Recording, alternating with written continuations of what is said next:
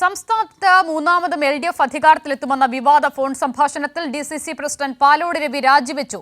KPCC നേതൃത്വമാണ് ഇക്കാര്യം അറിയിച്ചത്. പാലോട് രവിയുടെ തുറന്നു പറച്ചിൽ പാർട്ടിക്ക് ക്ഷീണമായി എന്നാണ് വിലയിരുത്തൽ.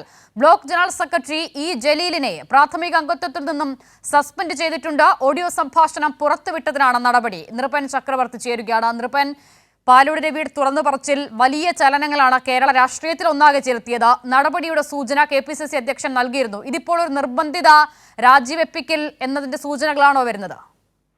തീർച്ചയായും അസിത, ഈ മുതിർന്ന ഒരു നേതാവാണ് പാലോട് രവി. ഒപ്പം തന്നെ കോൺഗ്രസിന്റെ തലസ്ഥാനത്തെ DCC അധ്യക്ഷനാണ്. അത്തരം ഒരാൾ തന്നെ കോൺഗ്രസ് വീണ്ടും അധികാരത്തിൽ വരില്ല, മൂന്നാമതും LDF സർക്കാർ തന്നെ അധികാരത്തിൽ വരും എന്ന നിലപാട് പരസ്യമായി തന്നെ, അതായത് കോൺഗ്രസിന്റെ ഒരു നേതാവിനോട് തന്നെ സംസാരിക്കുന്നു. ആ ഓഡിയോ സംഭാഷണമാണ് പുറത്തു വന്നത്. ആ കാര്യത്തിൽ ഒരു തരത്തിലും ന്യായീകരിക്കാൻ കോൺഗ്രസ് നേതൃത്വത്തിന് കഴിയാതായി. ഇനിയിപ്പോൾ എന്ത് ചെയ്യും എന്ന തരത്തിലുള്ള ആശയക്കുഴപ്പത്തിലാണ് നേതാക്കൾ തമ്മിൽ ഒരു ആശയവിനിമയം നടത്തി പാലോട് രവിയോട് നിർബന്ധിച്ച് രാജി എഴുതി വാങ്ങിയത്. അതിനുശേഷം രാജി അംഗീകരിക്കുകയായിരുന്നു. തൽക്കാലത്തേക്ക് അദ്ദേഹത്തെ ആ പദവിയിൽ നിന്ന് മാറ്റി ഈ വിഷയം അവസാനിപ്പിക്കുക, ലഘൂകരിക്കുക എന്നതാണ് കോൺഗ്രസ് നേതാക്കളുടെ നിലപാട്. ഒപ്പം തന്നെ ബ്ലോക്ക് ജനറൽ സെക്രട്ടറി ജലീലിനെ പാർട്ടിയുടെ പ്രാഥമിക അംഗത്വത്തിൽ നിന്ന് സസ്പെൻഡ് ചെയ്തിട്ടുണ്ട്.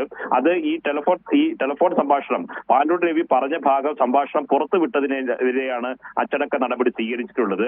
പക്ഷേ പാലോട് രവിക്കെതിരെ ഒരു തരത്തിലുള്ള നടപടിയും സ്വീകരിച്ചില്ല. നടപടി എടുക്കാതിരിക്കാനുള്ള കാരണം, അത് നടപടി സസ്പെൻഷൻ നടപടിയോ മറ്റ് വിശദീകരണമോ ചോദിച്ചാൽ ആ ചോദ്യങ്ങൾ കൂടുതൽ വാർത്തകളിലേക്കും വിവാദങ്ങളിലേക്കും പോകാനുള്ള സാധ്യതയുണ്ട്. അതുകൊണ്ടാണ് പാലോട് രവിയോട് നിർബന്ധിച്ച് രാജി എഴുതി വാങ്ങി ആ വിഷയം അവസാനിപ്പിക്കുന്നു. മറിച്ച് ഈ വാർത്ത, ഈ സംഭാഷണം പുറത്തുവിട്ട ജലീലിനെതിരെ സസ്പെൻഡ് ചെയ്യുന്നു. തൽക്കാലം ഈ വിഷയത്തിൽ നിന്ന് തലയൂരാനാണ് KPCC നേതൃത്വത്തിന്റെ ശ്രമം. അസിത,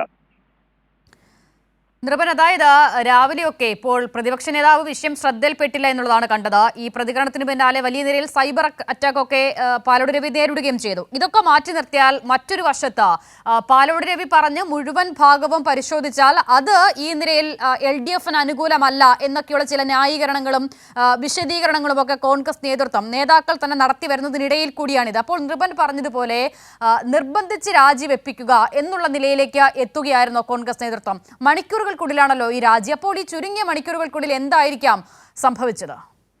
തീർച്ചയായും അസിത, ഇതിലൊരു വലിയ പ്രശ്നം കോൺഗ്രസ് അഭിമുഖീകരിക്കുന്നത് ഈ പാലോട് രവി പറഞ്ഞ കാര്യങ്ങളാണ്. ആ പറഞ്ഞ കാര്യങ്ങൾ എങ്ങനെ ഇനി നിഷേധിക്കാൻ കഴിയുമെന്നതാണ്. നിലവിലുള്ള കേരളത്തിന്റെ വസ്തുത എന്താണ്, കേരളത്തിന്റെ രാഷ്ട്രീയ സാഹചര്യം എങ്ങനെയാണ്, ഒപ്പം തന്നെ കോൺഗ്രസിന്റെ സംഘടനാ സംവിധാനങ്ങൾ ദുർബലമാണ്. നിലവിൽ BJP സംഘടനാ സംവിധാനങ്ങളും അവരുടെ വളർച്ചയെ വർദ്ധിപ്പിക്കുന്നു. അതുകൊണ്ട് കോൺഗ്രസിന് വരും തെരഞ്ഞെടുപ്പിലും ക്ഷീണം ബൂത്തടിസ്ഥാനത്തിൽ ഉണ്ടാകും. തദ്ദേശ തെരഞ്ഞെടുപ്പിൽ തിരിച്ചടി നേരിടും. പല പഞ്ചായത്തുകളും ഇനിയുള്ള കയ്യിലുള്ള പഞ്ചായത്തുകൾ കൂടി നഷ്ടപ്പെട്ടു പോകും എന്ന് ജില്ലയിൽ തന്നെ പ്രവർത്തനത്തിന് നേതൃത്വം നൽകുന്ന പാലോട് രവി പറയുന്നു. മാത്രമല്ല, കേരളത്തിലെ നിയമസഭാ തെരഞ്ഞെടുപ്പിൽ അഡ്വാൻറ്റേജ് പൂർണ്ണമായ പോസിറ്റീവായി വീണ്ടും സർക്കാർ അധികാരത്തിൽ വരാനുള്ള മുഴുവൻ ചാൻസും ഉള്ളത് മുഖ്യമന്ത്രി പിണറായി വിജയൻ നയിക്കുന്ന LDFനാണ്. മാത്രമല്ല, BJPയുടെ വളർച്ചയും അപകടമുണ്ടാക്കുക കോൺഗ്രസിനാണ്. അതുകൊണ്ട് ഒരു തരത്തിലുള്ള പ്രതീക്ഷയും വേണ്ട എന്ന് ഈ വസ്തുതകൾ നിരത്തി കോൺഗ്രസിന്റെ ബ്ലോക്ക് ജനറൽ സെക്രട്ടറിയോട് പറയുന്ന സംഭാഷണ ശകലമാണ് പുറത്തു വന്നത്. അക്കാര്യത്തിൽ ആ വിഷയത്തിലേക്കുള്ള ചർച്ച എന്ന് പറയുന്നത് കോൺഗ്രസ് ആഭ്യന്തരമായി നിലവിൽ ചർച്ച ചെയ്യുന്ന കാര്യം തന്നെയാണ്.